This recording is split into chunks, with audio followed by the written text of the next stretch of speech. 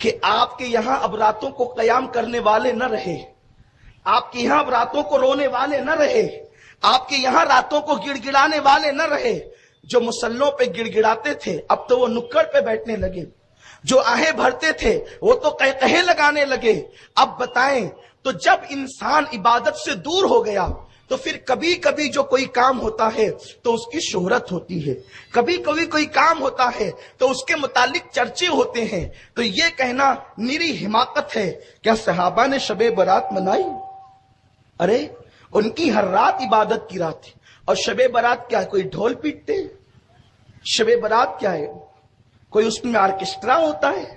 شب برات بس اتنی ہے کہ علماء کہتے ہیں کہ اس رات عبادت کرو، صلاۃ التسبیح پڑھو، نوافل پڑھو، اپنے اللہ کی بارگاہ میں توبہ کرو، قبرستان حاضری دو۔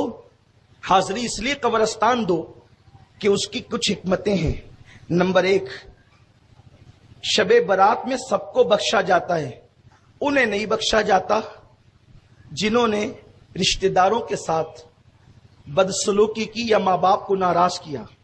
تو جو زندہ رشتہ دار ہے وہ تو ان سے مل کر معافی مانگتا ہے، اور جو قبروں میں رشتہ دار سو رہے ہیں وہاں جا کر ان کی مغفرت کی دعا کرتا ہے تو وہاں ان کا دل خوش ہوتا ہے۔ پہلی حکمت۔ دوسری حکمت یہ ہے کہ شب برات میں سال بھر کے مردوں کی لسٹ صحابہ کو، فرشتوں کو دی جاتی ہے کہ اتنے اتنے لوگ اس سال انتقال کریں گے۔ یہ تقسیم ہوتا ہے معاملہ، اتنے اتنے لوگوں کا انتقال ہوگا تو فرشتوں کے ہاتھ میں وہ لسٹ جاتی ہے۔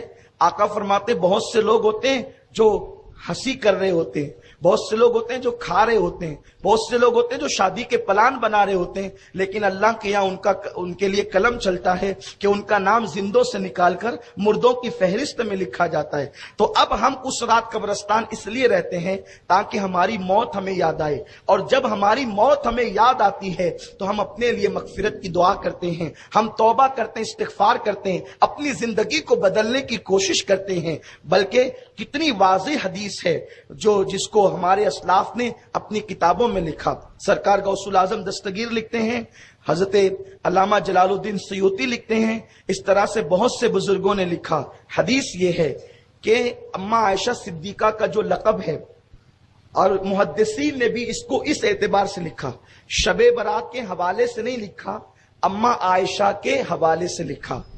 اماں عائشہ کا نام عائشہ ہے، صدیق کی بیٹی اس لیے صدیقہ ہے، لیکن ان کا ایک لقب ہے حمیرہ، انہیں حمیرہ کہتے ہیں۔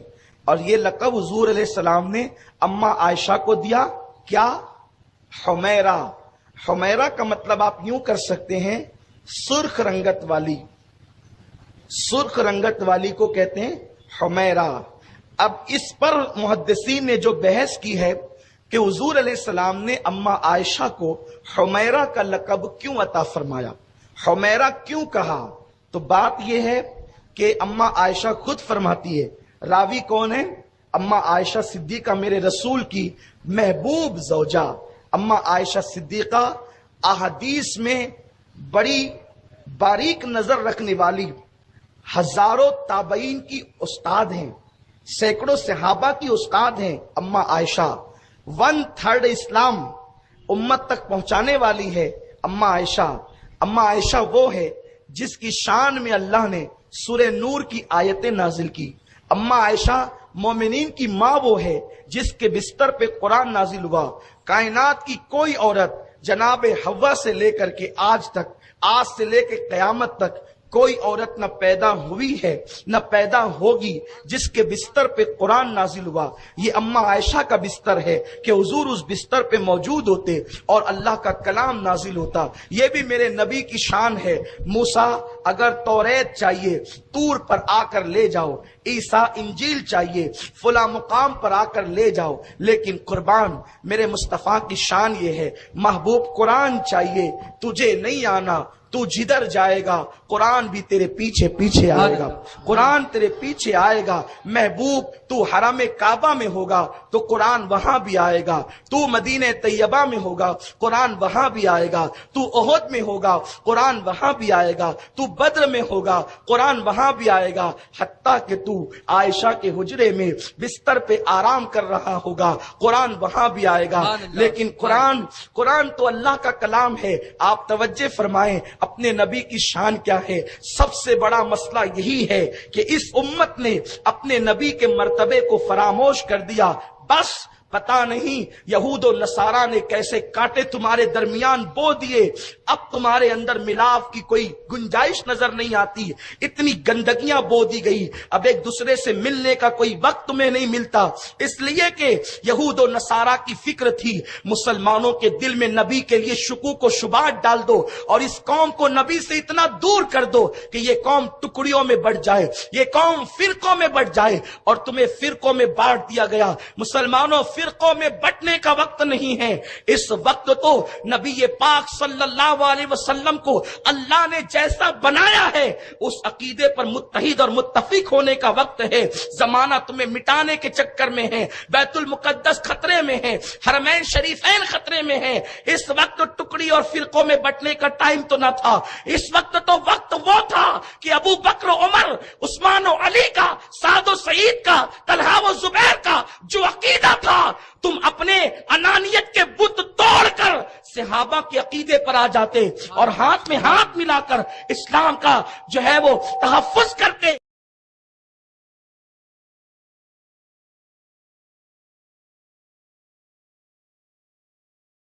कि आपके यहां अब रातों को कयाम करने वाले न रहे, आपके यहां अब रातों को रोने वाले न रहे, आपके यहां रातों को गिड़गिड़ाने वाले न रहे। जो मुसल्लों पे गिड़गिड़ाते थे अब तो वो नुक्कड़ पे बैठने लगे, जो आहें भरते थे वो तो कहे लगाने लगे। अब बताएं, तो जब इंसान इबादत से दूर हो गया तो फिर कभी कभी जो कोई काम होता है तो उसकी शोहरत होती है, कभी कभी कोई काम होता है तो उसके मुतालिक चर्चे होते हैं। तो ये कहना निरी हिमाकत है। क्या सहाबा ने शबे बारात मनाई? अरे उनकी हर रात इबादत की रात थी। और शबे बारात क्या है, कोई ढोल पीटते?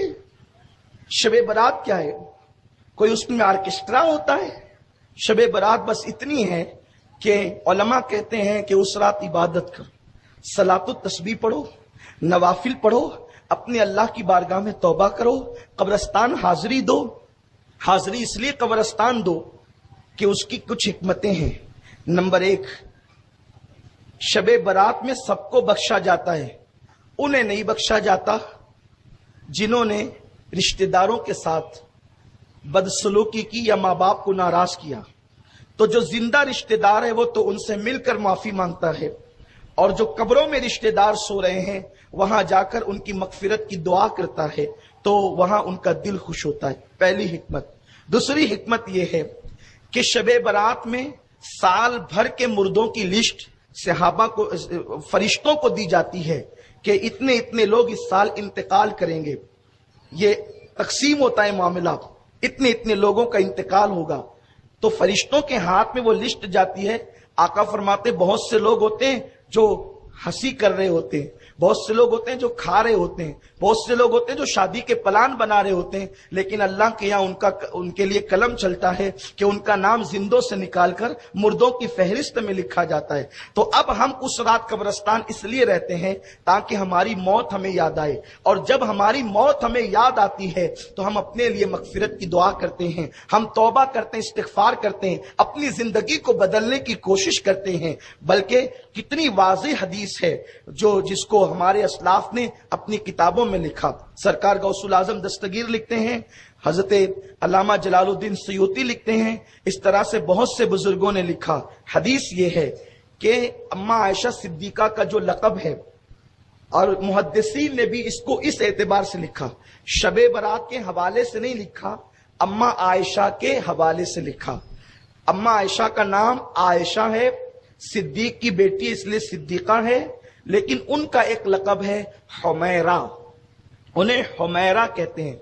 और ये लक़ब हुजूर अलैहिस्सलाम ने अम्मा आयशा को दिया, क्या? हुमैरा। हुमैरा का मतलब आप यूं कर सकते हैं सुर्ख रंगत वाली, सुर्ख रंगत वाली को कहते हैं हुमैरा। अब इस पर मुहद्दिसीन ने जो बहस की है कि हुजूर अलैहिस्सलाम ने अम्मा आयशा को हुमैरा का लक़ब क्यों अता फरमाया, हुमैरा क्यों कहा, तो बात यह है कि अम्मा आयशा खुद फरमाती है, रावी कौन है, अम्मा आयशा सिद्दीका मेरे रसूल की महबूब ज़ौजा। अम्मा आयशा सिद्दीका अहादीस में बड़ी बारीक नजर रखने वाली, हजारों ताबईन की उस्ताद हैं, सैकड़ों सहाबा की उस्ताद हैं अम्मा आयशा। 1/3 इस्लाम उम्मत तक पहुंचाने वाली है अम्मा आयशा।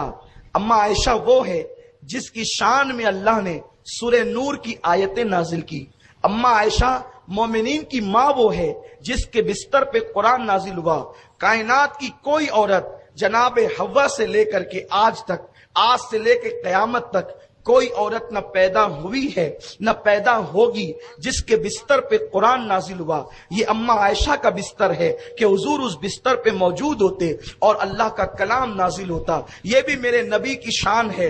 मूसा अगर तौरेत चाहिए तूर पर आकर ले जाओ, ईसा इंजील चाहिए फुला मुकाम पर आकर ले जाओ, लेकिन कुर्बान मेरे मुस्तफा की शान ये है, महबूब कुरान चाहिए तुझे नहीं आना, तू जिधर जाएगा कुरान भी तेरे पीछे पीछे आएगा, कुरान तेरे पीछे आएगा। महबूब तू हरम काबा में होगा तो कुरान वहां भी आएगा, तू मदीने तैयबा में होगा कुरान वहां भी आएगा, तू ओहद में होगा कुरान वहां भी आएगा, तू बद्र में होगा कुरान वहां भी आएगा, हत्ता कि तू आयशा के हुजरे में बिस्तर पे आराम कर रहा होगा कुरान वहां भी आएगा। लेकिन कुरान तो अल्लाह का कलाम है। आप तवज्जो फरमाएं अपने नबी की शान क्या है। सबसे बड़ा मसला यही है कि इस उम्मत ने अपने नबी के मर्तबे को फरामोश कर दिया। बस पता नहीं यहूद और नसारा ने कैसे कांटे तुम्हारे दरमियान बो दिए, अब तुम्हारे अंदर मिलाप की कोई गुंजाइश नजर नहीं आती, इतनी गंदगियां बो दी गई, अब एक दूसरे से मिलने का कोई वक्त तुम्हें नहीं मिलता। इसलिए कि यहूद और नसारा की फिक्र थी मुसलमानों के दिल में नबी के लिए शुकूक व शुबात डाल दो और इस कौम को नबी से इतना दूर कर दो कि ये कौम टुकड़ियों में बढ़ जाए, ये कौम फिरकों में बढ़ जाए, और तुम्हें फिरकों में बांट दिया गया। मुसलमानों फिरकों में बंटने का वक्त नहीं है, इस वक्त तो नबी पाक सल्लल्लाहु अलैहि वसल्लम को अल्लाह ने जैसा बनाया है उस अकीदे पर मुत्तहिद और मुत्तफिक होने का वक्त है।